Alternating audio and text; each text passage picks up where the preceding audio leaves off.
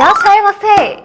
아, 건니치와. 아, konnichiwa senpai. senpai 한국어 어떠십니까? 오늘 제가 좀 일본에 있다가 한국에 왔는데 너무 도끼도끼. 아, 도끼도끼です. 오늘 코인서 진짜 本当に 너무 긴장되고. 이러시고 오네가시마스. 아, いいです、いいです。私の뭐라고 말하는지 모르겠습니다. 강先生, 강先生. 센세 도코?先生, 언제 와? 강先生. 오, 강先生. 오! 이리 오너라.何? 야쿠자?何これ? 야쿠자예요? 야쿠자, 아이, 강先生인데. 센세, 선생님이죠? 강先生. 오! 고와.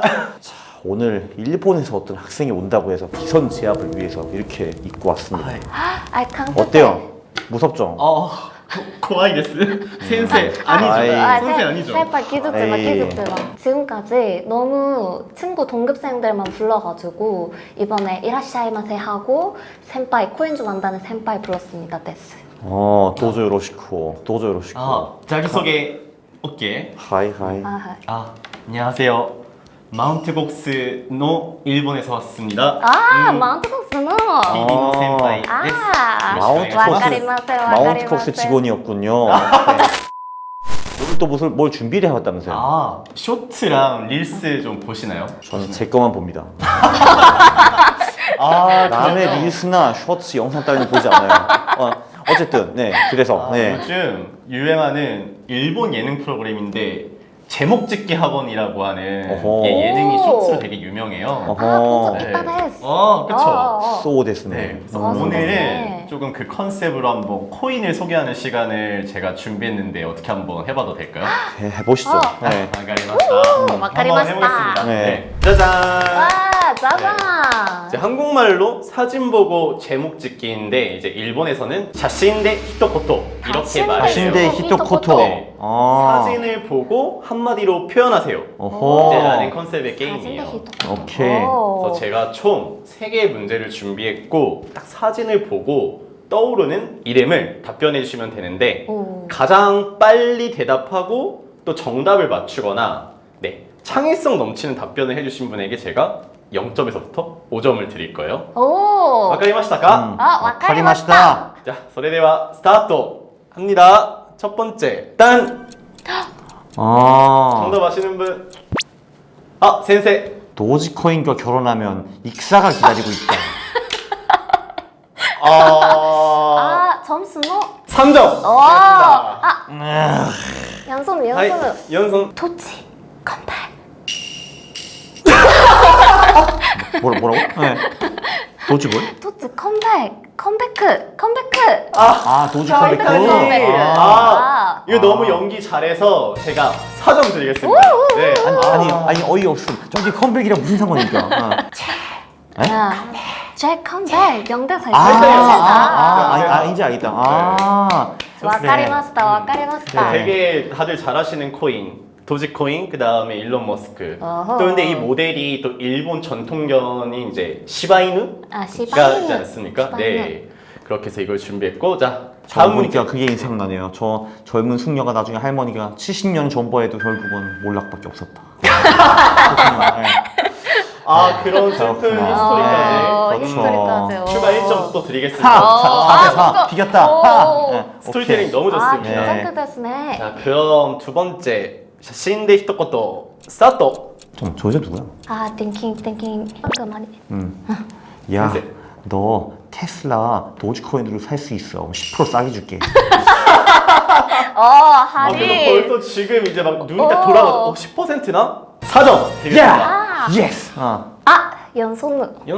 화성 간 적 있어? 됐습니다. 코인이랑 아무 관계가 없지 않습니까? 그래도 뭡니까? 우리 연손 제가 센파이 코하이니까 요로시쿠 오네가이시마스. 3점 드리겠습니다. 예스! 센세 8점, 죽인다. 그다음에 연손 7점. 하고 있다. 네. 마지막 하나 두근두근. 마지막입니다. 라스트. 샤신데 히토코토 스타트. 자, 연속! 도찌한테 피고 싶다. 도찌를요? 갑자기요? 페페가 너무 안 올라서 도찌가 땡기는 것 같아. 아, 페페 팔고 도치 사자. 아, 좋아요. 3점. 자, 이제 센세. 2062년 옛날을 회상하면서 그때가 참 좋았지 하고 생각하는 PP입니다. 아, 스토리 라인. 좀 별로다. 근데 어쨌든 점수 주세요. 스토리 예, 라인, 예. 스토리 라인. 오. 그쵸, 이제 그때 2062년 가면은 페페가 어떻게 될지 아무도 모르는데 오. 저는 기대를 하고 있기 때문에 우리 센세한테 4점 드리겠습니다. 야! 우리 센세 한번 또 모시고 강의를 한번 들어볼까요? 와. 그러면은 본격적 강의를 이빨 시작해 메시. 보도록 하겠습니다. 기분이 갑자기 좋아졌네요. 자, 일단 저 오늘 그 밈코인 강의는 두 번째 강의에서 하고 일단 첫 번째는 ETF에 대해서 얘기를 좀 해보겠습니다. 자, 일단 비트코인 ETF가 비트코인이랑 뭐가 다른가 뭐 이런 거부터 좀 설명을 해봐야 될 것 같은데요. 일단 그 우리가 비트코인을 어디서 사죠 보통?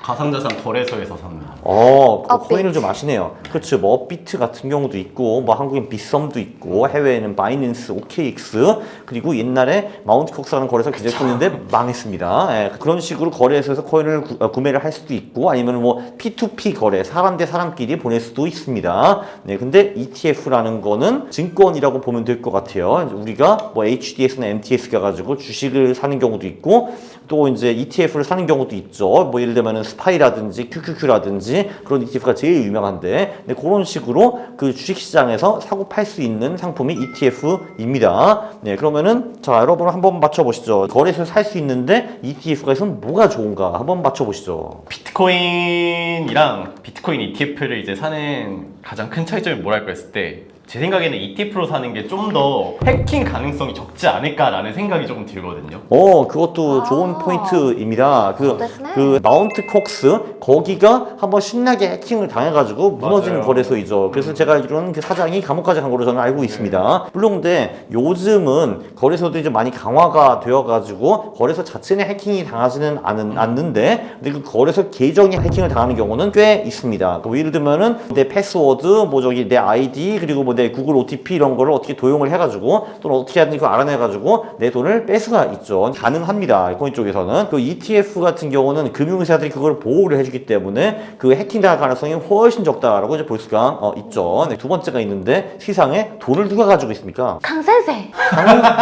강센세이는 그냥 잔챙이 오브 잔챙이, 멸치도 아닌 미생물 정도라고 볼 수가 있습니다. 네, 그러니까 저는 아무것도 아니고요. 네, 예. 야쿠자인데 돈이 많이 사실 야쿠자들도 돈이 많기는 한데 그것도 많은데, 일단 돈은 기본적으로 이제 부자들이랑 기관들이 갖고 있습니다. 네, 근데 이제 부자들과 기관들 입장에서는 이 코인 거래소라는 것이 좀 되게 음험하고 좀 이상한 곳이거든요. 누가 만들었는지도 모르겠고, 뭐 규제를 받은 것도 아니고, 뭐 보안이 철저한 것도 같지도 않고, 뭐 좀 이상하잖아요 이게. 그러니까 굳이 내 돈을 거기다 갖다 넣어가지고 코인을 살 필요가 있느냐라고 생각을 하게 됩니다. 네, 특히 이제 솔직히 근데 부자는 그래도 내 돈이니까 그냥 할 수가 있는데, 기관에서 일하시는 분들은 다 그냥 직장인이잖아요 사실은. 근데 직장인이 회사 돈 수억 수십억 달러를 거래소에서 갖다 박았는데 뭐가 문제가 생겼다 하면은 그 사람은 일자리에서 잘리는 정도가 아니라 그냥 400년 동안 감옥에 갈 수가 있습니다. 미국 같은 경우는. 그러니까 굉장히 리스키하죠.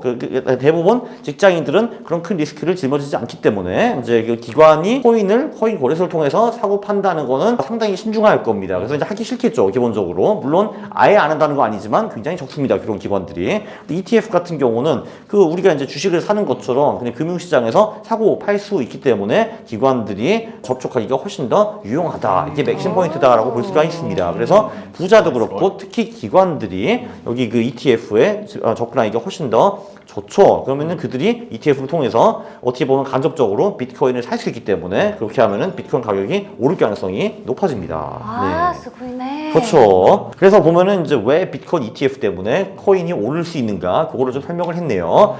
자, 그러면 여기서 일단 퀴즈가 한번 나가겠습니다. 자, 먼저 정답 맞춘 사람이 승리를 하고, 그리고 그 지는 사람은 얻어 터지게 됩니다. 자, 비트코인 현물 ETF를 최초로 만든 국가는 어디인가?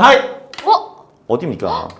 아, 근데 저는 아는데 제가 맞추면은 우리 코아이 연서님이 후드려 맞는 거 아니에요? 네, 그렇습니다. 아, 네. senpai. 하이. 좋아요. 그러면은 정답 1번. 미국. 그러니까 이제 후배가 얻어 터져도 괜찮다는 거네요. 나이조브 데스. 나이조브 데스. 오케이. 아이. 정답 맞습니다. 당신은 잘하셨고, 당신은 맞습니다. 이제 비트코인 현물 ETF를 최초로 만든 곳은 미국인데요. 여기 보면은 현물이란 단어가 적혀 있는 것을 볼 수가 있습니다. 그 전에도 선물 ETF라는 것이 있었거든요. 근데 이제 아주 쉽게 말해가지고 선물 ETF는 비트코인과 가격이 완벽하게 일치하지 않다라고 보시면 되고요. 저 현물 ETF는 거의 100% 일치한다라고 보시면 될 것 같습니다. 두 번째, 저 한국에는 아직 비트코인 관련 ETF가 없습니다. 정부가 왠지 모르지만 막아놨습니다. 저도 웬 막았는지 모르겠지만 막았으니까 지금 할 수가 없고요. 말레이시아는 아무런 관계가 없고, 그리고 네 번째, 엘살바도르는 재미있는 국가인데 여기는 ETF는 없지만 국가에서 비트코인을 법정 화폐로 인정을 했습니다. 그러니까 한마디로 엘살바도르에서 우리가 비트코인으로 지불을 할 수가 있어요. 그래서 이제 저 엘살바도르라는 국가가 비트코인을 사재기를 시작했거든요. 2022년부터. 근데 그때 하락장이었기 때문에 산 비트코인이 많이 떨어져가지고 사람들이 대통령을 비웃었다고 합니다. 사실 바보 했는데 23년부터 비트코인이 화려하게 컴백을 해가지고 다시 대통령이 영웅이 되었다라고 하고, 그리고 재선이 되었다고 합니다. 스고이. 자, 그러면은 비트코인 ETF 때문에 왜 비트코인 가격이 오르는가 다시 한번 설명을 해보시죠. 비트코인 ETF, 비트코인 쌤쌤은? 뭐 도대체 무슨 답변입니까? 자, 됐고요. 저 일본에서 온 선배님, 자 어떻게 말씀해 보시죠. 보통 이런 ETF가 구성이 되면은 이 비트코인 ETF 안에 편입된 종목이 있단 말이에요. 그래서 그 비트코인 ETF는 비트코인을 살 거란 말이죠. 이 비트코인 ETF를 구성을 하려면은 어쨌든 비트코인 가격이 연동되기 때문에 이 ETF는 비트코인을 많이 사야 된단 말이에요. 그러면은 아시다시피 사람들이 많이 사면은 가격이 오른다. 돈이 많은 기관들이랑 부자가 이 ETF를 위해서 ETF를 많이 산다. ETF는 비트코인을 많이 산다. 라고 하니까 비트코인의 가격도 올라갈 수밖에 없다 라고 저는 생각을 합니다. 뭐 대강 맞았는데 뭐 어쨌든 간에 조금 전에 설명드린 거는 비트코인 ETF는 특히 기관과 부자들이 유입되기가 좋다라고 했습니다. 그러면은 부자들과 기관들이 ETF를 그렇게 살 거 아닙니까? 그러면은 그 ETF를 출시한 그 기관들은 그럼 저 부자들이 샀네 하면은 그들은 비트코인 현물을 실제로 구입을 해야 되는 겁니다. 왜냐면 그들이 ETF를 샀기 때문에 나도 그만큼 비트코인을 보유하고 있어야 되는 거거든요. 그래서 어쨌든 부자들과 기관들이 ETF를 샀다라고 하면은 그 ETF를 출시한 그 기관도 비트코인을 사야 된다. 그럼 비트코인을 사면은 아무래도 가격이 올라가겠죠. 그것까지는 다 맞습니다. 오케이. 자, 그러면은 그 어느 나라에 ETF가 존재하는가? 우리가 조금 전에 퀴즈에서 미국에서 최초로 비트코인 현물 ETF를 출시했다라고 말씀을 드렸고요. 그 다음에 최근에 홍콩도 그거를 했습니다. 심지어 그 홍콩은 세계 최초로 이더리움 현물 ETF도 출시를 했고요. 최근에 미국의 이더리움 현물 ETF도 승인을 받았습니다. 캐나다에도 좀 있는 걸로 지금 알고 있고 다른 나라들도 지금 추진을 하고 있다라고 들었는데 안타깝게도 한국은 그런 노력을 지금 하고 있지 않습니다. 그래서 일단 아무튼 그건 상황인데 근데 전 세계적으로 이 나라도 ETF를 출시하고 저 나라도 출시하고 이 나라도 출시하고 하면은 그럼 이제 이건 그냥 다 하는 분위기인가벼. 우리도 해야겠다 해가지고 이제 할 가능성이 높은데 그게 언제가 될지는 저도 잘 모르겠습니다. 그거 좀 시간이 걸릴 수가 있겠죠. 뭐 그래도 뭐 1, 2년 안에 되지 않을까라는 게 제 추측이기는 합니다. 근데 정말 희한하게도 오케이 한국이 이걸 안 하는 건 좋은데 지금 해외에서 ETF를 살 수 있는 것도 막아놨습니다. 현물 ETF를 막아놨어요. 근데 그게 이해가 전혀 되지가 않는데 도시대 사실 이게 한국의 비트코인 ETF가 생기면은 사실 굉장히 좋기는 합니다. 사실 우리나라 같은 경우는 저기 뭐 업비트라든지 빗썸을 통해서 지금도 국민들이 ETF를 자유롭게 살 수가 있는데 자 근데 첫 번째 법인들이 지금 그거를 할 수 없게 지금 막아놨어요. 그리고 지금 이제 우리가 가진 돈 중에서 예를 들면 뭐 개인연금, 퇴직연금 뭐 이런데 돈이 꽤 많이 들어가 있거든요. 뭐 수백 조가 거기 좀 있는 걸로 알고 있는데 그 돈은 지금 우리는 뭐 예금이라든지 펀드라든지 ETF로 투자가 가능하고 개별주를 살 수가 없게 되어 있습니다. 자, 그래서 당연히 개별주도 안 되니까 비트코인도 살 수가 없는데 근데 만약에 한국에 비트코인 현물 ETF가 출시가 되었다라고 하면은 개인연금, 퇴직연금 이런 데에서도 그 ETF를 살 수가 있겠죠. 네. 그러면은 너 추가 자금이 유입이 가능하다라는 겁니다. 개인적으로 강 센세이는 지금 이제 그 우리나라가 이제 외환 보유고를 한 4천억 달러 정도 이제 가지고 있는데 그 외환 보유고가 거의 다 뭐 국채 뭐 이런 데 있습니다. 미국, 뭐 유럽, 뭐 일본 국채 이런 데 돼가고 있고요. 네, 근데 지금 그 국채라는 것이 지금 수익률이 낮은 편이고 지금 화폐 가치가 점점 떨어지고 있기 때문에 매력적인 자산이 아닙니다. 네, 그래서 사실 저는 개인적으로 이제 외환 보유고의 일부를 금이나 비트코인 좀 이제 멀쩡한 자산을 돌려야 된다고 생각하고 있는데 근데 지금 그 한국은행이 보유한 금이 저 100톤밖에 안 되고요. 굉장히 적습니다. 미국은 9,000톤을 보유하고 있거든요. 네. 네. 그리고 이제 비트코인도 하나도 없는데 저는 이 상황이 굉장히 기분이 나쁩니다. 네, 왜 이렇게 하는지 잘 모르겠습니다. 네. 그래서 뭐 이제 외환 보유고도 그렇고 연기금도 그렇고 이제 우리의 퇴직연금, 개인연금 이런 것도 ETF 같은 걸 통해 가지고 비트코인이 들어왔으면 좀 좋다고 봅니다. 물론 그렇다고 해서 제가 이제 완전히 또라이는 아니기 때문에 우리 외환 보유고의 100%를 전부 다 비트코인에 갖다 박자 이런 말을 하는 건 아니고요. 1, 2% 정도만 시작하는 것이 어떻겠냐라는 것이 제 생각입니다. 그리고 이제 제가 조금 전에 미국에도 ETF가 있는데 홍콩에도 생겼다라고 말씀드렸습니다. 저는 개인적으로 이것도 상당히 중요하다고 이제 보는데 그 홍콩 ETF는 누가 살까요? 연소는 따거 따제. 그 당신의 그 오빠와 그 누나들이 삽니까? 오케이. 우리 쫑고 따고 따지들이 살 겁니다. 일단 기본적으로 중국에는요, 그 한 몇백억 정도 자산이 있는 부자들이 거의 사막의 모래보다 더 많습니다. 네, 굉장히 많거든요. 네. 그리고 그들은 대부분 다 홍콩에 금융계좌가 있다라고 보시면 될 것 같습니다. 그래서 그들은 어마어마한 돈을 쌓아놓고 있거든요. 이제 그 돈의 일부가 비트코인이 유입이 될 기회가 생겼다라는 거죠. 왜냐하면 중국 정부는 기본적으로 지금까지 비트코인을 굉장히 싫어해가지고 거래소도 다 막아버리고 채굴하는 것도 다 막아버리고 그리고 거래까지도 다 막아버렸습니다. 네, 그래서 좀 이제 비트코인을 이제 박해하는 상황인데 어쨌든 그 홍콩은 중국 본토이긴 아니긴 하지만 중국 본토 부자들이 돈을 많이 갖고 있는 홍콩 거기서는 비트코인과 이더리움 현물 ETF를 통해서 비트코인과 이더리움의 간접 투자를 허락해줬다라고 볼 수가 있습니다. 근데 아직은 요 ETF가 뭐 중국 부자들한테 뭐 어마어마한 인기를 끌거나 뭐 그런 것 같지는 않습니다. 근데 왜냐면 사실 그 ETF가 출시된 지 한두 달 되었는데 그게 그 후에 코인 가격이 계속 좀 지지부진하거든요. 좀 흥보를 이제 하고 있어가지고 아직은 대단히 매력적이지가 않은 것 같은데 근데 아마 이제 올해 말에 가격이 올라가게 되면은 이제 반감기 때문에 올라가게 되면은 그럼 중국 부자들이 싱싱더 비트코인 ETF 싱싱더 해가지고 이제 뚜이 해가지고 이제 그거를 살 가능성이 생깁니다. 네, 그러면 왜냐면 또 이제 중국 분들이 아무래도 이제 도박성 성향이 굉장히 좀 강한 민족이기도 하고 그리고 안 그래도 거의 좀 부동산 주식 뭐 썩 잘 되는 게 없거든요 지금. 네, 그렇기 때문에 그쪽으로 돈이 훅 몰릴 가능성이 있습니다. 네, 그러면은 코인이 우리가 생각하는 것보다 더 많이 올라갈 수도 있겠죠. 그거는 이제 코인이 몇 개 있는 캉센세이의 바람이기도 합니다. 그렇죠? 센파이, 니혼진 파워를 어떤가 됐어요? 니혼진. 그러게 니혼진들은 비트코인에 관심이 좀 있습니까? 좀 해요. 우리나라보다는 좀 많이 없고 저도 일본에 몇 번 갔다 왔는데 그들의 그 돈에 대한 욕심은 강렬한 욕심은 한국인보다 훨씬 적은 것 같습니다. 왜 그렇습니까? 네. 모르겠는데 또 일본에 의외로 리플에 대한 관심이 많다는 이야기가 또 있어요. 그들은 왜 하필 리플요? 리플에 관심이 있습니까? 이번 상승에 죽었는데. 리플을 그거는 저도 와그라나이 됐어요.